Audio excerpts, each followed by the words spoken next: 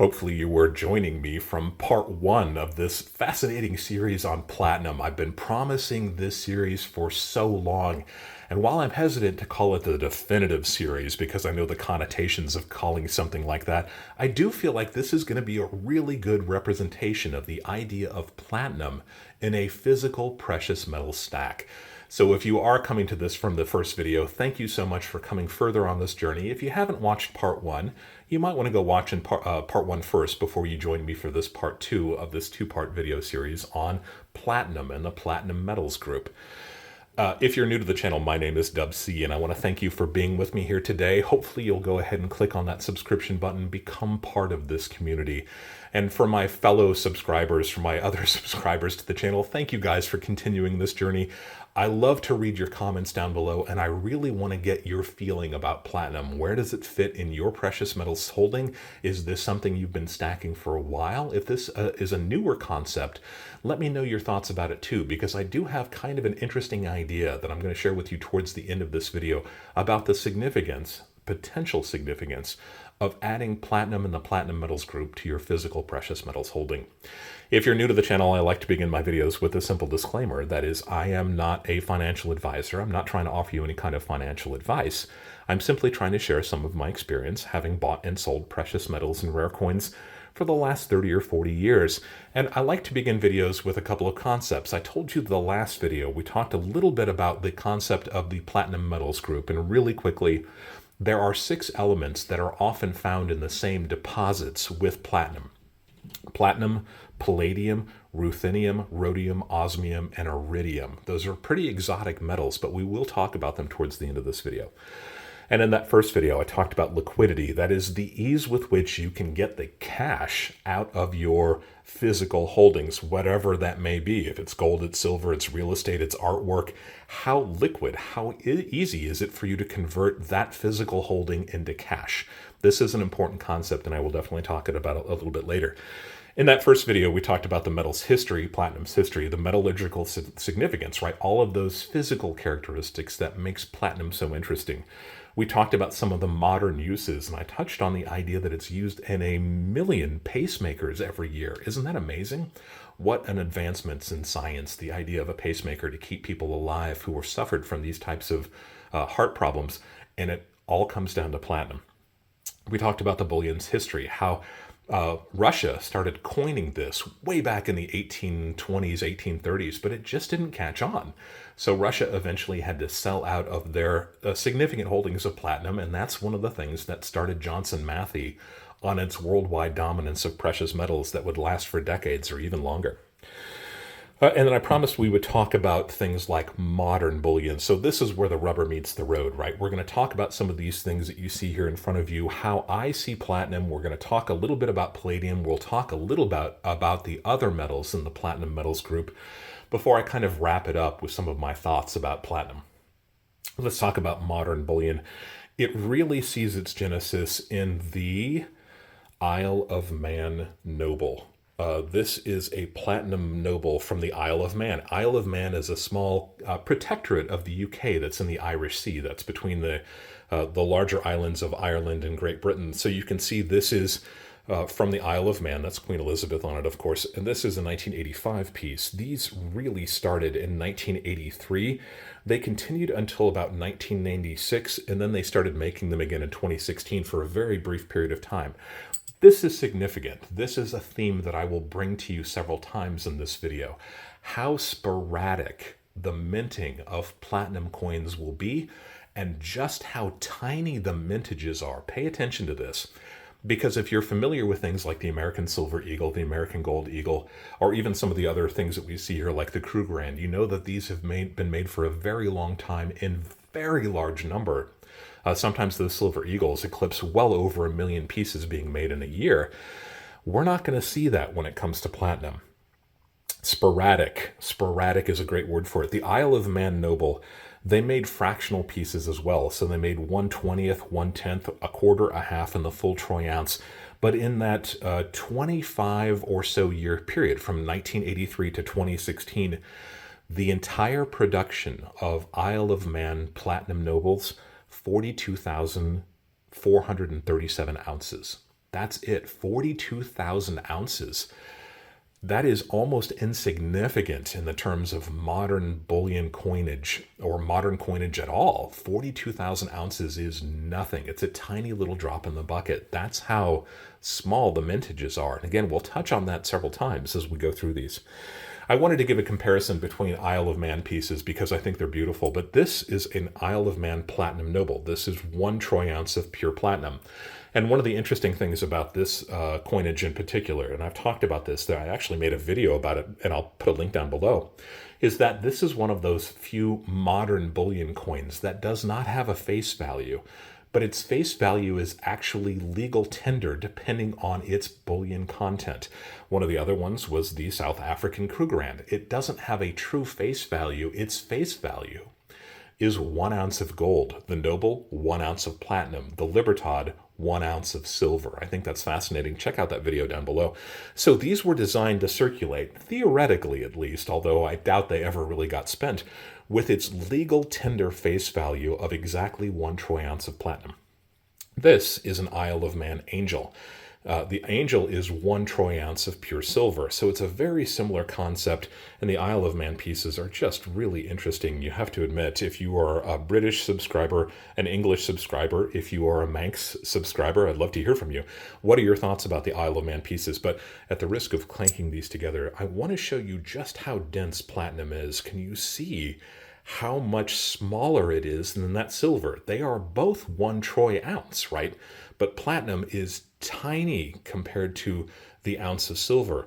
This is an important distinction also. One of the interesting things about platinum is just how dense it is. So the Isle of Man Noble, one of my favorite ways to stack physical platinum. Unfortunately, they've kind of stopped making these. They were made by a company called the Pobjoy Mint that has since gone out of business. The mintages were always difficult to discern. And again, that really tiny amount of platinum, 42,000 ounces for the entire run of Platinum Nobles across all of the different sizes too. It's insignificant. It is a very tiny amount. One of the most popular ways to buy platinum in the United States is the Platinum Eagle. So the Platinum Eagles launched in 1997. This is a follow-up to the American Gold Eagle and the American Silver Eagle, right? This is a fantastic way for Americans and anybody around the world to own physical platinum. They were launched in 97. They also 1/10, 1/4, and 1/2 ounce size. And I've got, this is an example of a 1/10 Platinum Eagle, just to show you what it looks like if you've never seen one before. Very tiny, right? It's smaller than a dime. This is a 1/10. This is a 1/4 Platinum Eagle. So you get the idea. They have a very similar series design to them. Or do they? This is one of the things that I think a lot of people don't know about the Platinum Eagles, and I'll talk about this in just a second. They have very small mintages, right? This is something, again, that we're going to talk about across all of the different vehicles that you see in physical platinum. 130,000 is the largest mintage that has ever been done of the full troy ounce Platinum Eagle. The smallest, 2,800 pieces. So in terms of a modern bullion piece, 130,000 is pretty insignificant, but 2,800? Wow. These are a tiny little mintage. It's important when you're considering this mintage to think about it from both points of view. If you're thinking, boy, 2,800, this must be a really scarce item. I should rush out and try to pick this up. A word of caution. There is a reason why silver eagles are made in the millions. There's a reason that the gold eagles are made in the hundreds of thousands. Why is it that the platinum pieces are made in as few as 2,800? Is it supply and demand? Maybe there just aren't as many people who are looking for platinum, and that's a very important thing to keep in mind if you are considering adding platinum to your precious metal stack. Just because there are small mintages, it could just be a reflection of the fact that not as many people want platinum. That's a good thing to keep in perspective. I told you I would talk about some of the reverses of the platinum. This is particularly the platinum proof pieces, I believe. But if you think that the Platinum Eagle looks like this design here, well, you're not wrong. But look at all of the different designs. You're looking at the 2025 Red Book. The reverse designs on the Platinum Eagle are stunning. Some of the most beautiful American coins that you are likely to find. And for those people who get kind of soured on the look of American coins, we continue to put out absolutely beautiful pieces. Sometimes you just have to look harder for them. And I do think that the American Platinum Eagle series puts out gorgeous coin designs. So it's definitely something to keep in mind. Isle of Man and U.S. platinum pieces. Canada has put out lots of platinum pieces. Not surprising. Canada is one of the places where platinum is mined. They launched the platinum maple in 1988 and they ran it until 1999 and then again in 2002 and again in 2009. Here's that sporadic nature of coining in platinum. Demand seems to ebb and flow much, much faster than it does for some of the other groups of things that we stack. They also make a 1/10, a 1/4, and 1/2 ounce size. In fact, this is a 1989 set. I've shown this piece before, but that is a silver 1 ounce proof maple. And then you've got a 1/10 gold and a 1/10 platinum. You can see just how tiny the 1/10 size is. This is a very small coin. A fascinating set. Really glad to have that. But my biggest holdings in platinum take the form of the platinum maple leaf. And I've got an interesting story. I'll share it about how I acquired these pieces if you join me in the live stream immediately after this premiere. You're looking at a platinum maple leaf. And again, so tiny. This is such a tiny little coin. It's not much bigger than a quarter, but this is a full troy ounce, an American quarter, a full troy ounce of platinum. It's just a neat thing, how dense this is. You've got to appreciate this. You really need to hold it in your hands to get an idea of just how dense it is. I think the maple leaf design looks especially stunning in this kind of semi-proof-like platinum coin. So a fascinating way to own platinum, and probably my biggest stores of platinum currently in the Canadian maple leaf. Launched in 1988, again 1999, 2002, 2009, full ounce mintage, right? This is that whole idea again of how small the mintages are. The largest mintage of the platinum maple leaf, 62,723. The smallest, 1999 with 3,248. This is microscopic numbers of pieces that have been made. It's amazing. I love the Canadian maple. I love the design of the maple, but I think in platinum, there's just something really special about it.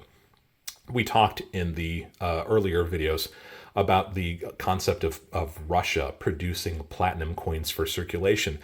The modern Russian Federation has continued this. They started in 1992 with essentially making a 1/2 ounce, 1/4 ounce, and 1/10 ounce sizes of platinum coins. They became known as the ballerinas because a lot of them feature ballerinas in different poses, and these are beautiful pieces in their own right. They've also produced metals that are not ballerinas, but I think the ballerinas are probably the best known examples. Small mintages. The largest mintage of the platinum ballerinas, we'll talk about Palladium in just a second. The smallest mintage, 7,500, the largest mintage rather, that's the largest mintage of the ballerinas. The smallest, 750 pieces. 750 pieces? That's nothing. That's like, why even bother firing up the minting for this piece, right? 750 pieces.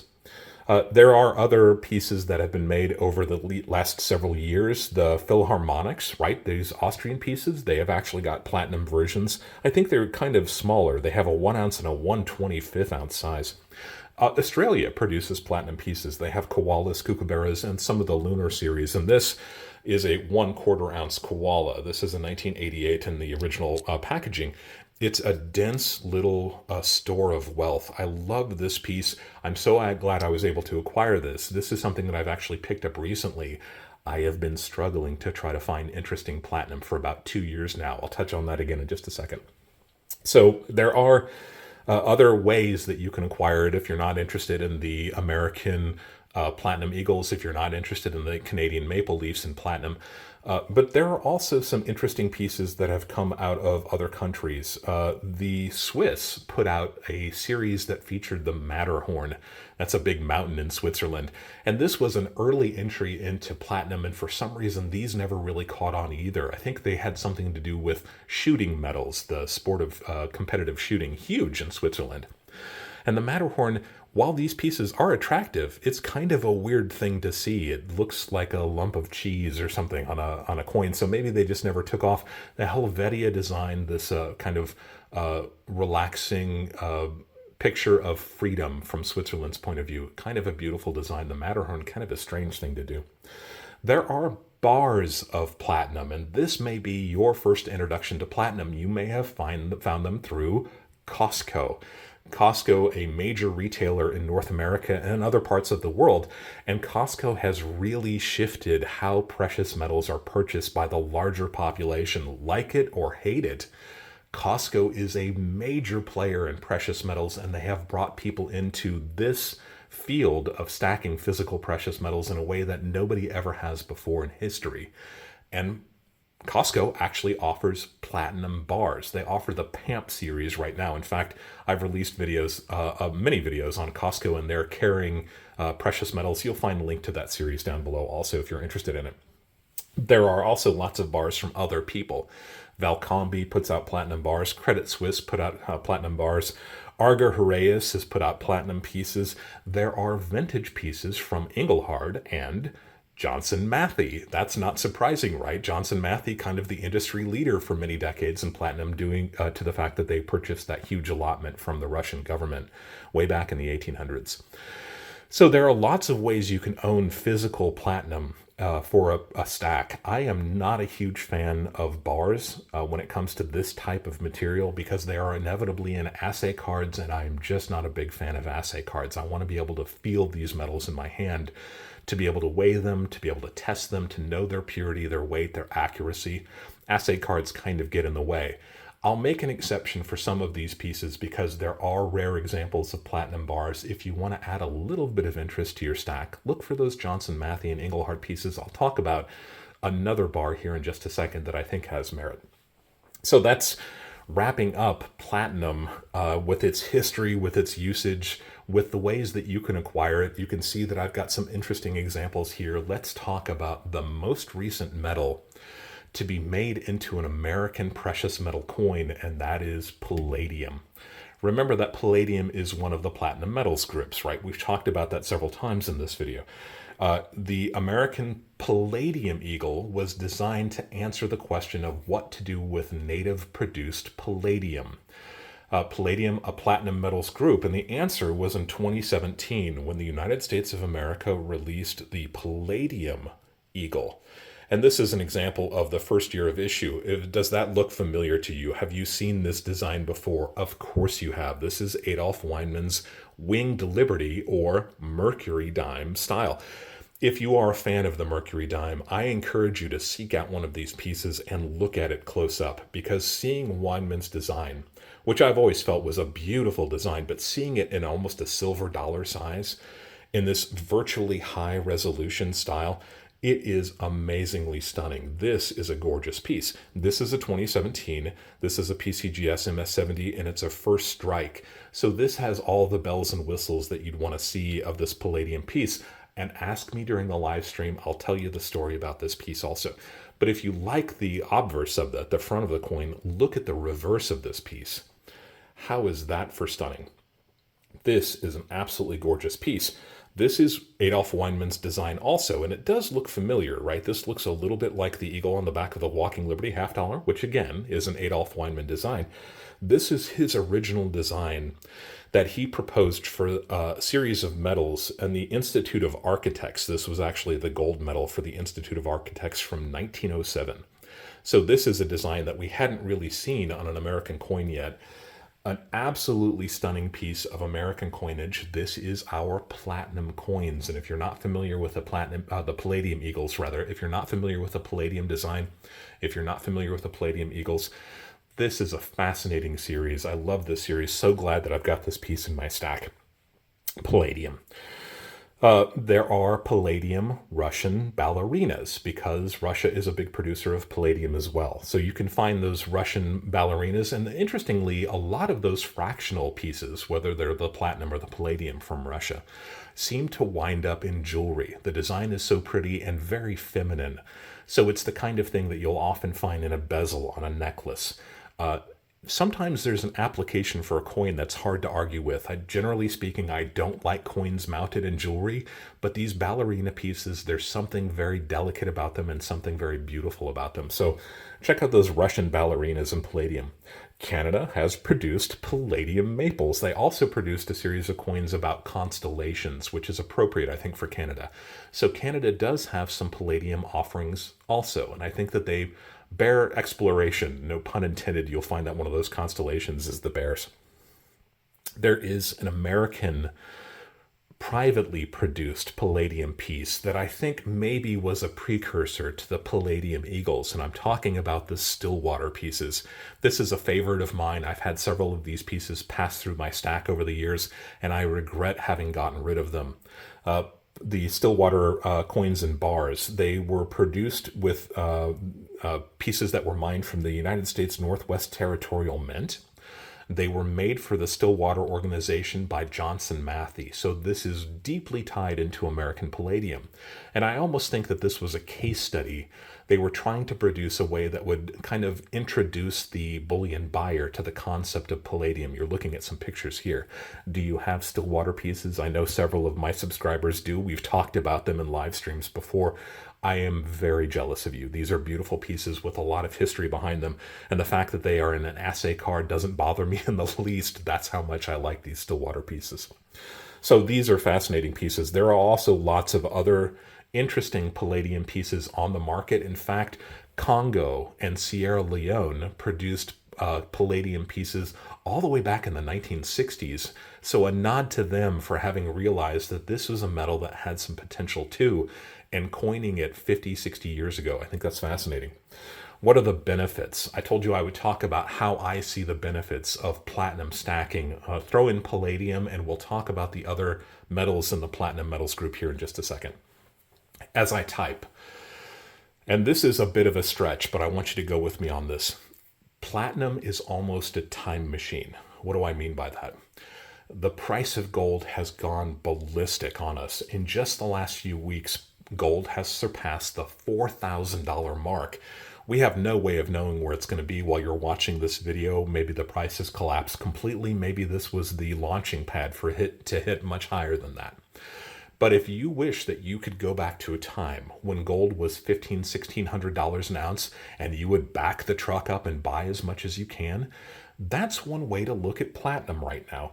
As I type, gold is at 4,000, platinum is 1,600, palladium is about $1,500 an ounce. Platinum and palladium have both been higher than gold many times recently. In 2008, platinum hit $2,035 an ounce, while gold was only $900 an ounce. So you can see that platinum has been twice as valuable, almost 3 times as expensive as gold in recent history. That's something to think about, right? In May of 2021, palladium was just about $3,000. This is another funny story. I'll give you a little bit of a taste of that. Many years ago, I went pretty deep into palladium because it was so cheap. I was picking up palladium for $230 an ounce, and I had a pretty big stack of it. In 2021, of course, I sold it really shortly after that. In 2021, palladium was $3,000 an ounce, while gold was $1,800. So these are two instances in recent history where both platinum and palladium have been significantly more expensive than gold. But if we're looking specifically at platinum right now, it is less than half the price of gold. So maybe platinum is that time machine. If you've always wanted to go back and buy cheap gold, maybe you should be thinking about relatively cheaper platinum. I use the term relatively, and I talked about how I've been on the hunt for platinum quite a bit recently, and I picked up a whopping 1/4 of a troy ounce. And the problem with old Dub C is he likes the interesting stuff.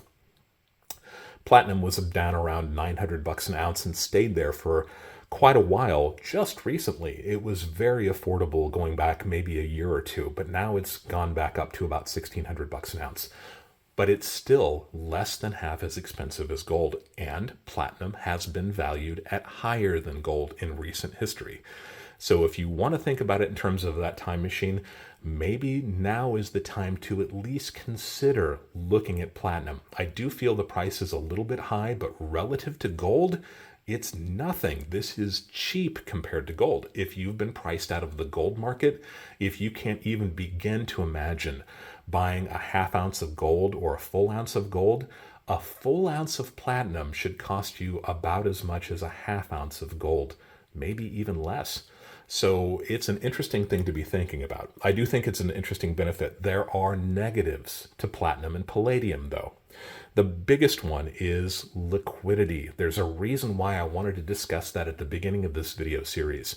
If you think about liquidity and the ease with which you can attain the dollars contained within your physical precious metals or any other kind of savings program, stocks and bonds, real estate, businesses, artwork, the liquidity is important. But the interesting thing about liquidity is it becomes exponentially more important if you've got to have the money contained within it. If you've gone to a local coin shop recently and you've stuck around for a little while, it's not unusual for 5 or 10 or 15 people over the course of the day to bring silver into a coin shop. It's not that unusual for 1 or 2 people to bring gold into a coin shop, and you'll probably see the reverse, that same kind of number of people buying gold and silver. When was the last time you saw somebody bring platinum into a coin shop? Does your local dealer even buy platinum? This is tough. My local dealers buy it, but because they know that they're not going to have an easy way to get rid of it, they're either shipping it directly to their distributors as soon as they can, or they're going to buy it way back of the melt prices that you see advertised on the global websites that carry current prices for platinum, gold, silver, and all the rest of the elements. Keep that in mind.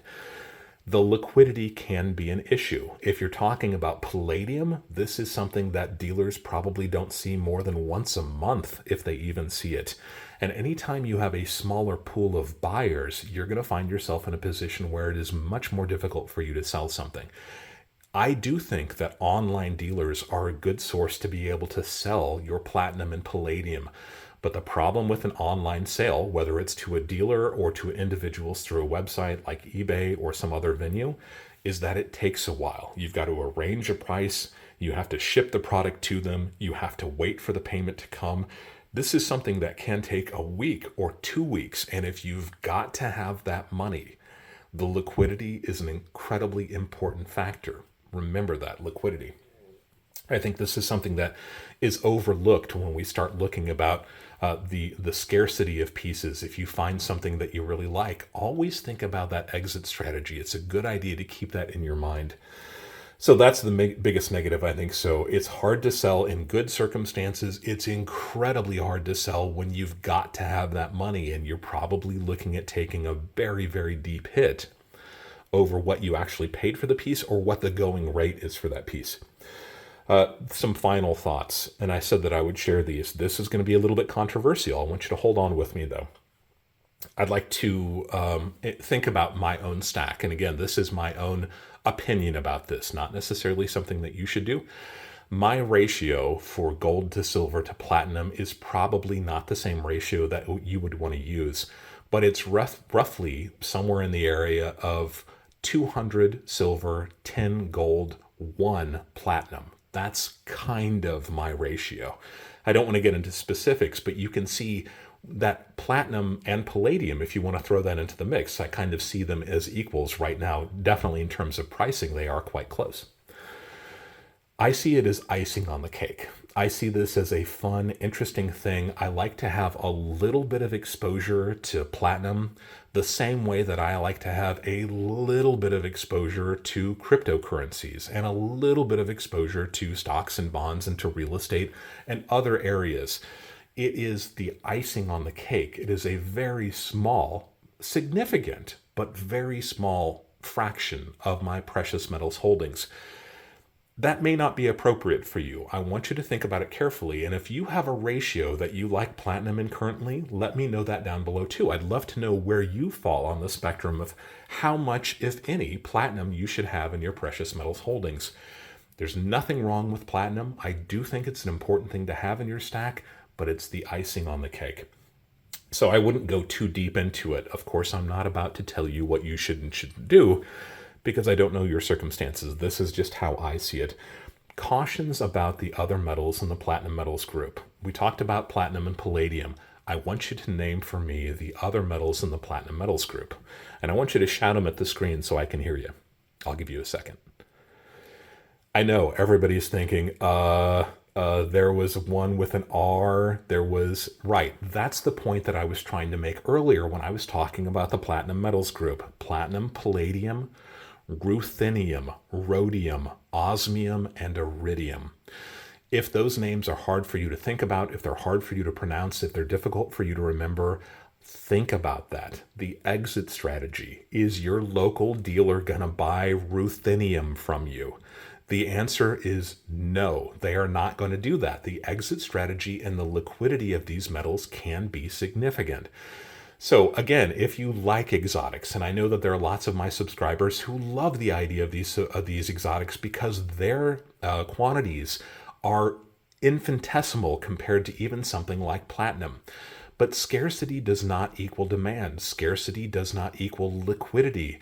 If you're buying the exotics, if you're buying the less seldom known elements within the platinum metals group, are you going to be able to sell them? Are the same people that are selling them to you going to buy them back from you?